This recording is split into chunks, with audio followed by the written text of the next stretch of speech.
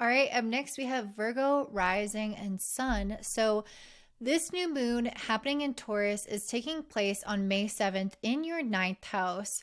And before I get into astrology, I wanted to mention a card that I pulled and how it relates to the ninth house. One of the cards I pulled is this Anima Mundi card, which is talking about kind of like how everything is intertwined. It's a little abstract, which is quite ninth house. Ninth house has a lot to do with the future, has to do with prophecy, it has to do with our connection to the divine, to our own truth, to our own intuition as well. But there's this sense of like you becoming aware with this ninth house energy of how you play a role in the larger unfolding of the divine, of how you are an important woven piece of a tapestry that supports the people around you. And this could mean that there is some sense of like mission or purpose or destiny that you feel that you are connecting with at the time of this new moon.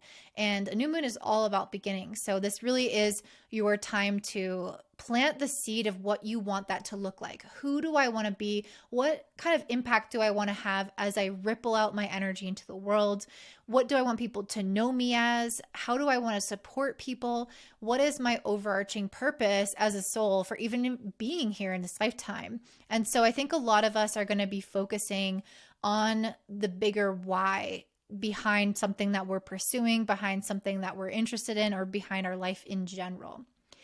It's also possible that you could want to learn something new, go on a trip somewhere. These are very kind of classic ninth house things. So you might decide to go abroad. You might decide to study a new subject, like I said, or teach a new subject or something of that nature. It's generally a time of like personal and self-development. So if there's anything that interests you in regards to that, or in regards to astrology, even because the ninth house is often connected with that, with divination in general, then this is a new moon where you definitely can see that flourish. And this new moon is sextiling Saturn in the seventh house. One of the things that this new moon, if you haven't watched the overview, is really telling us is that there is a need to pace ourselves. There is a need to take things slow, honor where we're at, nourish ourselves along the way. If you have any Leo, you'll know what I'm talking about. And ultimately, this is going to help us sustain our consistency, working towards something or trying to build something up. But I think also having that overarching mission and why is an important part of that. It's possible at the time of this new moon that something new and exciting can happen for you in general that helps you grow in terms of your purpose, or that helps you grow in terms of your optimism for the future. And I see that because I pulled the 10 of Cups, and also because Saturn is making a beautiful sextile to this new moon in the ninth house. So it's possible that you can have some kind of contract come in if you're looking for a new job. This is really positive energy. It's possible that you could have some kind of relationships that are very supportive, maybe a new relationship being founded, or just people coming into your sphere that really support this vision, this future that you desire, that can act as some kind of like stabilizing force.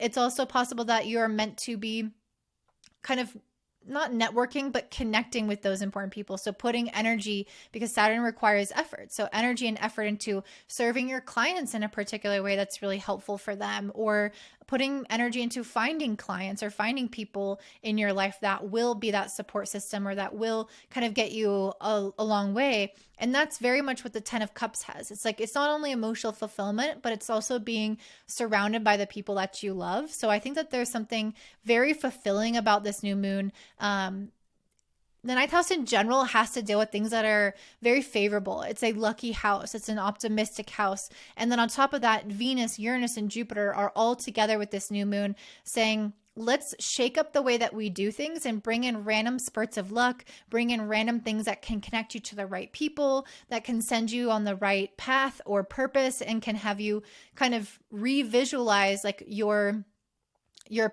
path, essentially, in a way, like where you see yourself going.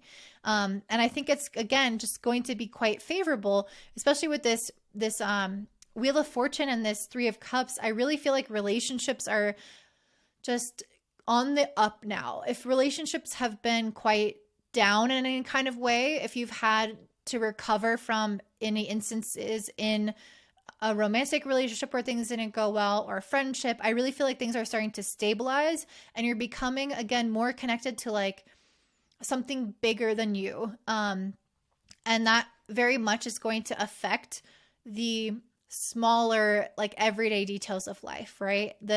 The way that you interact with people, the way that you connect with people. If you are also plugged into a higher mission and this sense of following your path and your intuition, you're feeling really optimistic and you're feeling in flow, then your relationships around you not only support you, but they also become enhanced as well, because you yourself are kind of glowing from within and are living more in alignment already, so that your relationships, the ones that weren't in alignment, will fall off, and the ones that are will stabilize and become even more fruitful. You might even meet some new people with this Wheel of Fortune, Three of Cups. You might have some success that you can celebrate with other people, that other people really bring to your attention and honor you for example. There's lots of ways that this can manifest. There is an energy, though, of insecurity that we're all kind of processing, which is Mercury conjunct Chiron and the North Node in Aries in your 8th house. So there are some fears here that can come up with Mercury and Chiron together, especially because Mercury is your ruling planet. And so we can also have some doubts. We can have some insecurities, especially around things that have already happened, or around connecting with people again if there were relationship issues. So let's say that you've had a failure in a relationship, then you meet somebody new, and then you have this feeling of like, I don't know, I'm not so certain, and you have all these like doubts that come up from the past. Or maybe as a kid you tried to do something, tried to excel at something, but then it didn't work, and now you want to put yourself out there and try it again, but then you have that fear kind of coming up of, am I good enough at this? I don't even know if I should even try. Or even things that can show you financial insecurities, in emotional or intimacy related insecurities. There's this general sense of our fears, especially connected to things that have already happened, coming back up and like getting in our own head. And so it's really important to not let that actually take root, because that's not the reality. It's all in our mind. And so it's important to heal this energy by processing what has already happened, releasing it, making peace with the past, and then ultimately moving on so that we can create this more optimistic and sustainable and beautiful future. So I kind of want to pull one more card for you guys. Let's see, any other messages for my Virgo? Maybe an advice card. That's probably better. Any advice for my Virgo? How to navigate this energy? We have the nose. Okay, let's see what that says. It's interesting because Taurus rules the ear, nose, and throat, and in astrology, and then this is obviously the nose, so that's related to that. Okay, the nose: comprehension, filtering, and understanding. Curious and analytical, on an information and fact gathering mission. You are currently in the process of filtering and discerning what information and knowledge will or will not be of use to you in the long run. You acknowledge the importance of gathering as much information as possible before making a decision.